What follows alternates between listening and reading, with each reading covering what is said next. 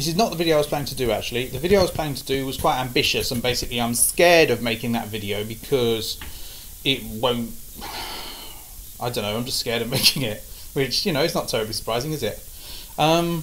Now, there are other reasons why I'm not going to make it. I mean, another one is I think it's wasted at weekends because I think people don't watch YouTube as much at weekends, and so it'll just sort of disappear into the abyss if I do that. I think there's quite a pressing issue that I want to talk about, which is this. The Here Be Dragons book, right? Now, if you haven't come across this before, basically my original plan was to write a book over the period of about a year called Here Be Dragons, which was going to be about mythical animals and the scientific principles associated with them. Now, because it was going to be illustrated, it needed to be full colour, and because it was full colour, it needed to be quite expensive. And the other thing was that I set myself a deadline, which was 31st of October for finishing the original draft of the book and 30th of November for a finished copy of the book in order to be in time for Christmas.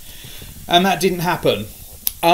So as a result, I decided that the book would never see the light of day. I published it, but I published it privately, so there is such a thing as the ability to extract a physical copy of the book from the internet, but it's not a finished copy of the book. It's in a bit of a mess and so forth. So let me explain what I've now decided to do, because it was a very unpopular decision what I did. Okay, first of all, apparently there is an illustrator or somebody who might be willing to illustrate it. As a result, I've sent them a copy of the book as a PDF. Also, I have published the book publicly in PDF form. It's a bit of a mess at the moment, but it's on Scribd, and I'll put a link down there to it so that you can actually see it. Also, it did occur to me that I could turn the lack of illustrations problem into a solution. So this is what I'm going to do. I am going to take the illustrations out of the book that aren't already there, replace them with blank rectangles, and leave it as an exercise for the reader to fill in illustrations. If I do this, it will mean that the illustrations will be in the mind of the beholder, and if they read the text, they can then illustrate it as they see fit. I will leave a few illustrations in, the diagrams and the maps and so forth.